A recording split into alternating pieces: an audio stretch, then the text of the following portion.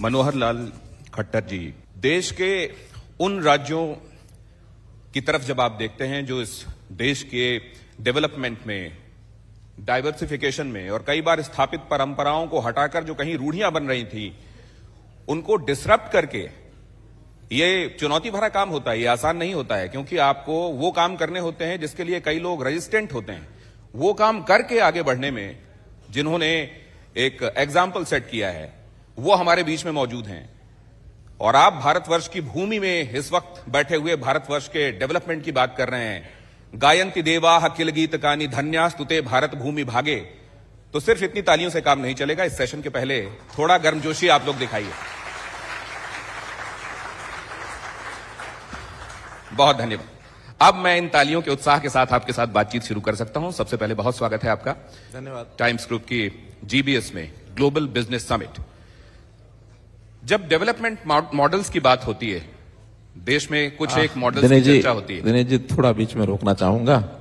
एक बहुत महत्वपूर्ण मंच पर आज मैं बैठा हूं और इस मंच का उपयोग मैं एक मन की भावनाओं से करना चाहता हूं कि आज का दिन बड़ा महत्वपूर्ण मेरे लिए है कि देश की 3 बड़ी विभूतियों को आज देश के प्रधानमंत्री जी ने भारत रत्न से शोभित किया है, जिसमें चौधरी चरण सिंह जी पूर्व प्रधानमंत्री, जिसमें हमारे पूर्व प्रधानमंत्री नरसिम्हा राव जी, जिसमें एस स्वामीनाथन जी, कृषि वैज्ञानिक, इन तीन विभूतियों को। और बड़ी बात यह है कि एक ही सप्ताह में 4 भारत रत्न, ये भी शायद एक बड़ा रिकॉर्ड होगा कि इससे पूर्व देश के पूर्व उप प्रधानमंत्री श्री लालकृष्ण आडवाणी जी को भी भारत रत्न से सम्मानित किया गया। इस अवसर पर मैं देश की जनता को आपके माध्यम से बहुत बहुत बधाई देना चाहता हूं। धन्यवाद।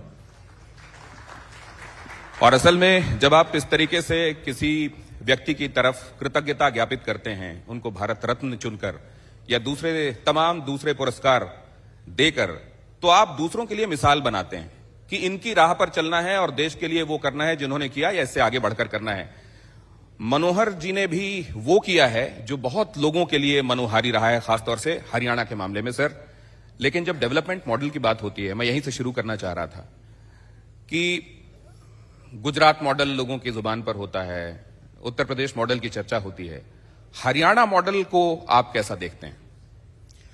बहुत अच्छी बात आपने कही है। देखिए, मॉडल वही होता है जिसको लोग इंस्पायर जहां से हों, जिसको फॉलो करें, जिसकी गुड प्रैक्टिसेस, बेस्ट प्रैक्टिस को अपने साथ भी जोड़ करके आगे बढ़ने की बात करें। ये निश्चित रूप से ठीक है कि गुजरात मॉडल और अन्य प्रदेशों के जो मॉडल हमारे सामने रहे हैं, कुछ प्रदेश है तो उसे ओवरऑल प्रगति करते हैं, कुछ प्रदेश किसी एक फील्ड में प्रगति करते हैं।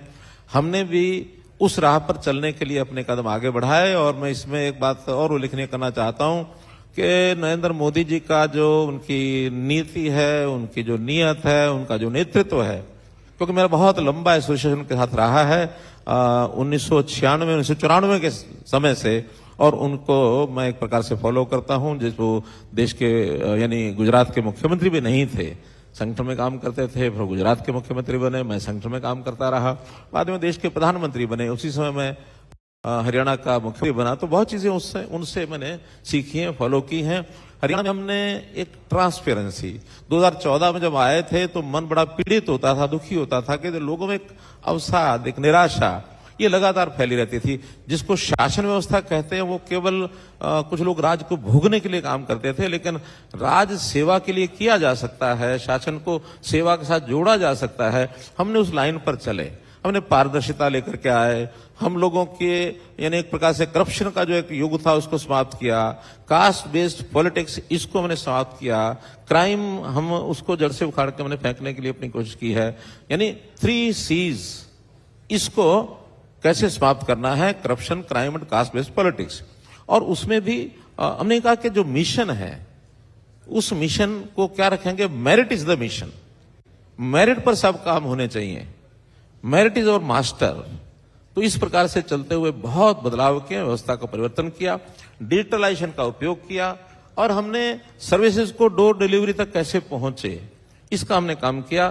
तो इन चीजों से आम जनता, उनको लगा कि अब ये शासन आया है, इस शासन का उपयोग हमको है, और शासन हमारी सुख की यानी चिंता करता है, खुशहाली की चिंता करता है, हमारी समस्याओं को दूर करता है। ये सारी बातें जनता के ऊपर आज भरोसा हो गया है। ये असल में एक लंबी लकीर के बगल में और लंबी लकीर खींचने जैसा है। जब आप दिल्ली से गुड़गांव एंटर करते हैं तो आपको फर्क समझ में आता है, लेकिन मनोहर लाल जी एक दूसरी तरह की बात का भी ख्याल रख रहे हैं कि डिसबैलेंस ना होने पाए। ऐसा ना हो कि इंडस्ट्रियल डेवलपमेंट बहुत ज्यादा हो जाए और एग्रीकल्चर कहीं पीछे छूट जाए। भारत कृषि प्रधान देश है और भारत में कृषि को साथ में लेकर चलना है। आपके बारे में यह भी कहा जाता है कि इनोवेशन सोचना आसान नहीं होता, out of the box her bar rational logical thinking हो, यह बड़ा चैलेंज होता है। और आपके कई ब्यूरोक्रेट्स इस मामले में आपकी बड़ी दाद देते हैं और कहते हैं कि ये हम नहीं सोच पाते, और कई बार सोचते हैं कि सीएम साहब के दिमाग में कैसे आए।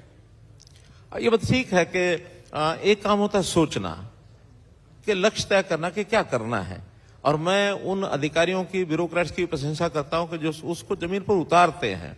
हमारा काम होता है विचार देना, एक नीति बनाना, कोई लेजिस्लेचर का काम है, कोई कानून में यानी प्रावधान करना कानूनी, कोई संशोधन करना, लेकिन जनता के सुख के लिए उसको एक नीचे तक उतारने का काम हमारी ब्यूरोक्रेसी करती है। बहुत काम हमने किया। हमने जैसे किसान की आपने बात कही, किसान की बहुत समस्याएं, जैसे कभी उसका नुकसान हो गया, उसको मुआवजा टाइम पर नहीं मिलता, उसकी फसल है उसकी बिक्री ठीक नहीं होती, उसको बिक्री होने के बाद पैसा उसके घर में नहीं पहुंचता। इन सब चीजों के लिए हमने कहा भी एक ऐसा पोर्टल बनाएंगे, मेरी फसल मेरा ब्यौरा। हर किसान बुआई के समय अपनी फसल का उसमें जिक्र कर दे कि मैंने ये चीज की बुआई की है, उसका वेरिफिकेशन करना हमारा काम होता है, वेरीफाई करते हैं। उसके बाद कभी उसका लॉस हो गया तो उसको कंपनसेशन देना, तो उसको ट्रैक कर लेते हैं हम, उसकी लॉस को भी वो उसी में भरता है, वो अपने आप जानकारी देता है प्रोएक्टिव होकर के, हम उसको वेरीफाई करते हैं, उसका खाते में उसके कंपनसेशन चला जाता है। बिक्री होनी होती है, उसकी ई खरीद करते हैं। मंडियां हमारी ई नए मंडियां बन गई हैं, सब चीज जितना उसका अनाज है उसको बेचने के लिए उसको कोई समस्या नहीं आती। अनाज बिकता है, प्रोक्योरमेंट होती है, प्रोक्योरमेंट के बाद पैसा उसके खाते में चला जाता है। वरना तो पैसा पहले आड़तियों के पास जाता था, उनके साहूकार होते हैं उनके पास जाता था, किसान को जरूरत होती थी तो वो पीछे पीछे घूमता था। मुझे अपनी बेटी की शादी करनी है तो वो कहता था ठीक है तुम मेरे हलवाई के पास चले जाओ, वहां जाकर के उससे ले आओ, कपड़े वाले की दुकान के पास चले जाओ, कपड़ा वहां से ले आओ, टेंट वाले की दुकान पर चला जाओ, टेंट वहां से ले आओ। पेमेंट कौन करता था? पेमेंट आड़ती करता था। लेकिन आज किसान हमारा लखपति करोड़पति हो गया और वो सीधा पैसा अपना खर्च करता है। अब तो उल्टा, कभी कभी साहूकार जाके किसान से मांगता है मुझे पैसे की जरूरत है, जरा आप मुझे पैसा दे दो।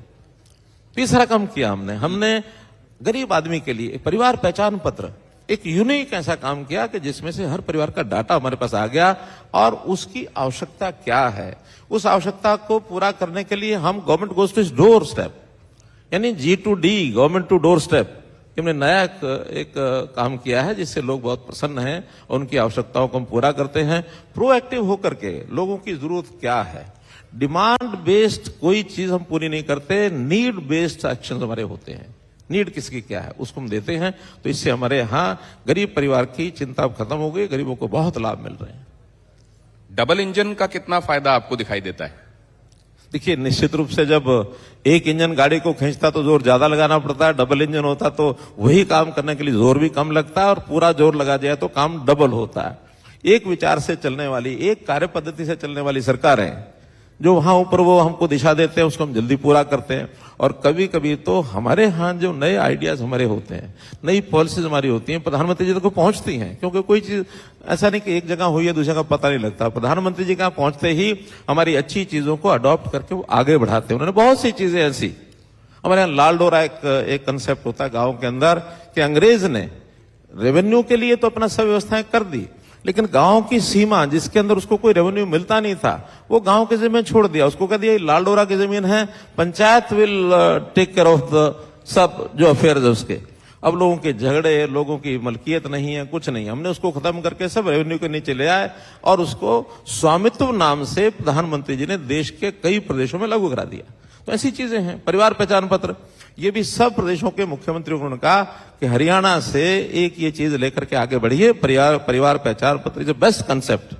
तो ये चीजें हमारी उन्होंने ली, कभी कभी हमारी तारीफ कर भी देते हैं, हम हर चीज उनसे सीखते हैं। तो ये जो डबल इंजन होता है इसमें परस्पर एक दूसरे से सीखने का बढ़िया मौका मिलता है। इसका बहुत लाभ प्रदेश को भी हो रहा है और हमारी जो कंट्रीब्यूशन है वो केंद्र को भी हो रही है। हमारे यहाँ जितनी, चाहे हमारी आर्थिक स्थिति अच्छी है, चाहे हमारा औद्योगिकरण अच्छा है, इन सब चीजों का लाभ हमारे जो फाइनेंशियल पैरामीटर्स हैं वो देश के बाकी प्रदेशों से कहीं अच्छे हैं। तो देश की जीडीपी में भी हमारी ग्रोथ हो रही है, तो डबल इंजन एक दूसरे को पूरक होता है। तो ये इसके अलावा कौन सा और बड़ा डिफरेंशिएटर आप देखते हैं? ये डबल इंजन वाले कई स्टेट्स हैं और आपको उनसे बड़ी लकीर खींचने की ये स्वस्थ प्रतिस्पर्धा निश्चित रूप से आपके मन में होगी। किस मामले में सबसे बड़ी लकीर आप खींच रहे हैं? देखिए, मैंने बताया कि कोई भी प्रदेश आत्मनिर्भर हो, अपनी जनता की जो सारी आवश्यकताएं अपने आप पूरी कर सके, ये एक सबसे बड़ा चैलेंज है। आज एक दूसरे की तरफ देखते हैं कि केंद्र से पैसा लेना है, केंद्र या माने दूसरे प्रदेश एक दूसरे की तरफ देखते रहते हैं। फ्री बीज का जो एक सिस्टम चल पड़ा है, हम अपने प्रदेश को आत्मनिर्भर बना करके और दूसरों के लिए एग्जाम्पल सेट करना चाहते हैं कि ये चीजें ऐसे भी हो सकती हैं। हर वर्ग का लाभ कैसे हो सकता है? किसान का भी लाभ हो, इंडस्ट्री का भी लाभ हो, एंटरप्रेन्योरशिप का भी लाभ हो, स्टूडेंट का भी लाभ हो, हमारी सोशल सिक्योरिटी का भी काम हो। इन सब चीजों में करने के बाद एक सेल्फ रिलायंट सिस्टम कैसे बन सकता है, हम अपने आप को इस नाते सिद्ध करना चाहते हैं। हम कभी भी केंद्र के पास ये नहीं गए कि हमारी इस चीजों को पूरा करने के लिए आप हमको कुछ दे दीजिए। यानी हमारे यहाँ तो देश की जो प्रगति की जो रेखाएं हैं, उनसे ज्यादा बड़ी रेखा हमारी सब प्रदेशों से भी है और कहीं कहीं तो ऑल इंडिया लेवल पर भी हमारी ज्यादा है। मसलन हमारी जो आबादी है, that is just 2% of the country. हमारा जो एरिया है, that is 1.3% of the total area of the country. जबकि हम आज जीडीपी में कंट्रीब्यूशन हमारा जो है जीएसडीपी में, और वो है 3.69%। 2014 में it was 3.42%, and in coming 5 years 2027 तक विल क्रॉस ऐसा मुझे लगता है 4%। यानी जीडीपी के अंदर हमारा जो कंट्रीब्यूशन है जीएसडीपी में, वो कंट्रीब्यूशन हमारा और बढ़ता चला जाए। हमारा एक्सपोर्ट बढ़ रहा है, हमारी इंडस्ट्री बढ़ रही है, हमारा एम्प्लॉयमेंट बढ़ रहा है और हमारे टैक्स कलेक्शन भी बढ़ रहा है। So far as GST collection is there, per capita GST collection में बड़े जो राज्य हैं, we are number 1 GST collection में। ठीक है, हमारी कंजम्पशन उतनी नहीं है, हमको शायद जीएसटी का रेवेन्यू उतना नहीं मिलता है, लेकिन it is now manufacturing based. तो इसलिए हरियाणा प्रदेश इंडस्ट्री के नाते इतना आगे बढ़ा है, जिसमें हम हरियाणा के ऑटोमोबाइल्स की इंडस्ट्री, हमारी मोर देन 50% शेयर हरियाणा का ही है। इसमें बहुत चीजें और भी हैं। तो इस नाते से हम अपने देश को क्या कंट्रीब्यूट कर सकें, हमारा ध्यान इधर है। हर कोई चाहता है मुझे दे दो, मुझे दे दो। हम चाहते हैं तन समर्पित, मन समर्पित और ये जीवन समर्पित। चाहता हूं देश की धरती दे जो और भी दे दो। त्याग भाव से हम काम करने के लिए आगे बढ़ते हैं। तन मन धन से देश की सेवा, राज्य की सेवा। लेकिन जब एक निवेशक को आप सामने रखते हैं, क्योंकि हम ग्लोबल बिजनेस समिट की बात कर रहे हैं, एक इन्वेस्टर हरियाणा को सबसे ल्यूक्रेटिव स्टेट के तौर पर देख रहे।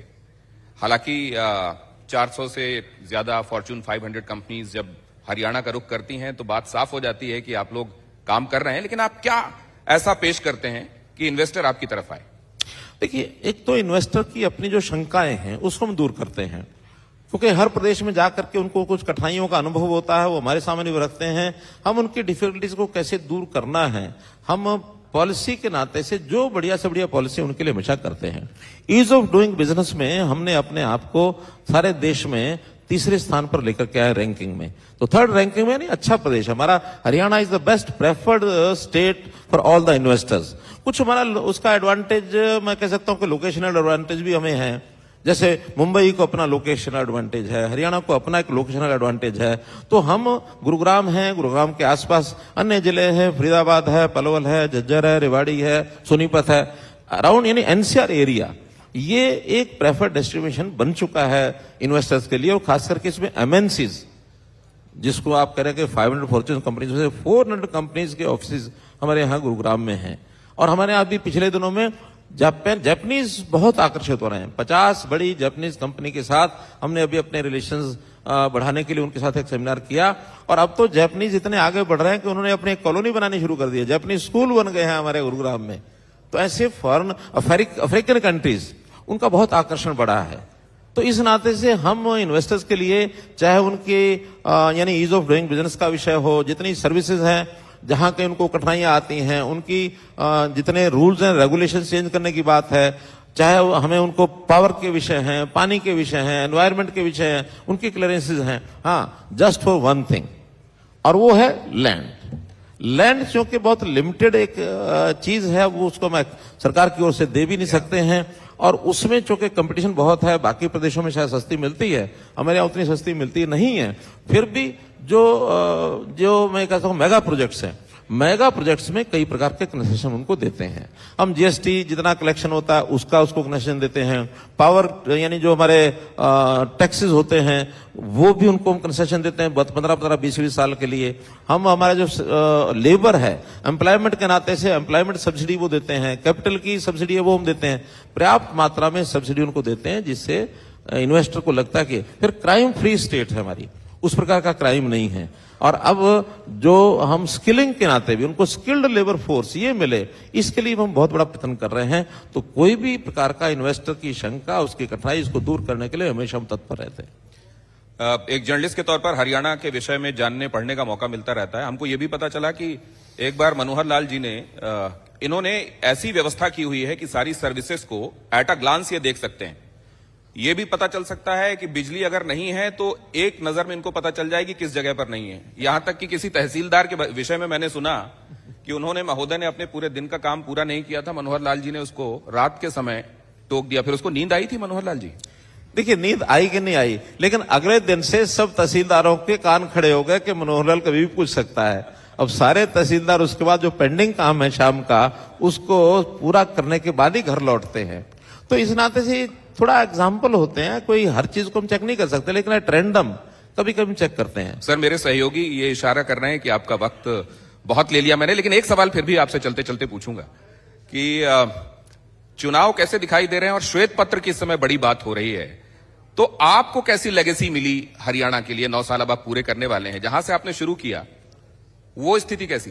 देखिए उस समय हमारी स्थिति, जैसे मैंने बताया कि एक बहुत लोगों को समझ नहीं आ रही थी कैसे होगा, यानी हर चीज में करप्शन का जो एक पुट था उसको मैंने समाप्त किया। जैसे मसलन अपॉइंटमेंट्स, रिक्रूटमेंट्स, इसके अंदर हमारे यहाँ कहते नौकरियां बिकती थी, हमने देखी भी है, सुनी भी है, लेकिन हमने कहा कि ट्रांसपेरेंसी लेके आएंगे, मेरिट के ऊपर नौकरी देंगे, किसी को नहीं करेंगे। Even transfers, that was an industry. Transfer में भी 20,000, 50,000, 1 लाख, 2 लाख सीटें बिकती थी कि ये सीट मुझे दे दो और मैं जाकर के उसके ऊपर बैठ जाऊं। अब बहुत अच्छी अच्छी सीटों पर भी जो उस प्रकार के ल्यूक्रेटिव सीट जिनको माना जाता था, वहां जाने के लिए कोई तैयार नहीं होता, कभी पकड़े जाएंगे। तो ऐसी चीजें जो हमको विरासत में मिली थी उनको सबको हमने ठीक किया है। हाँ, अभी काम करना बहुत शेष है, जो कहते हैं ना स्काई इज द लिमिट। अगले समय में, फ्यूचर में भी हमारे पास बहुत एजेंडा हमारा है जो हम काम करेंगे, जनता को एक अच्छा, जिसको राम राज्य कहते हैं, राम राज्य की तरफ हम लेके जाएंगे। आजकल चर्चा बहुत हो रही राम राज्य की, तो हरियाणा में किसी को राम राज्य आके देखना हो तो वो देख सकता है। तो सर, इसके बावजूद जब अविश्वास की बात होती है तो आपको उसमें एक विपक्ष का वो किरदार है वो निभाएंगे, वो यही करेंगे, ये नजर आता है, या वो सच्चाई देखने के लिए तैयार नहीं? नहीं, मुझे अच्छा लगता है जब वो कभी कहते हैं ना कि हम नो कॉन्फिडेंस मोशन लाएंगे। एक बार अभी हम 10 साल में पहले नो कॉन्फिडेंस मोशन फेस किया है, और उसमें मैंने कहा था, चैलेंज किया था कि आपको 6 महीने का टाइम पीरियड होता है, उसमें उसके बाद ही दोबारा ला सकते हैं। हर 6 महीने बाद दोबारा आप लोग नो कॉन्फिडेंस मोशन लेके आइए, क्योंकि एक बड़ा लाभ होता है। जब कभी वो सामान्य रूटीन का सेशन होता है उसमें अपनी बात कह जाते हैं, हमारी नहीं सुनते, लेकिन अगर नो कॉन्फिडेंस लेकर के आएंगे तो उनको अपनी बात कहने के बाद हमारी बात भी सुननी पड़ेगी। इसलिए हमारे पास सुनने के लिए बैठे रहते हैं, हमको उनको बताने का, सुनाने का मौका मिलता है, ताकि वो लोग भी उससे प्रभावित हो जाएं। और प्रभावित होने के बाद उनके कुछ लोग दाएं बाएं घूमते हैं, कहीं हमारे पास भी आ जाते हैं कि जी वहां हम ऐसे बेकार पड़े, आप हमको ले लो। हमने कहा थोड़ा रुको। तो देश के लिए, इकोनॉमी के लिहाज से, कृषि के लिहाज से, दूध दही के लिहाज से, खेलों में मेडल्स के लिहाज से सबसे ज्यादा कंट्रीब्यूट करने वाले स्टेट के सीएम के साथ बातचीत समाप्त हो रही है, तो गर्मजोशी आपकी तालियों में दिखाई देनी चाहिए, क्योंकि हरियाणा की जनता के लिए ये तालियां होंगी आपकी तरफ से। धन्यवाद सर, हमसे बातचीत। धन्यवाद।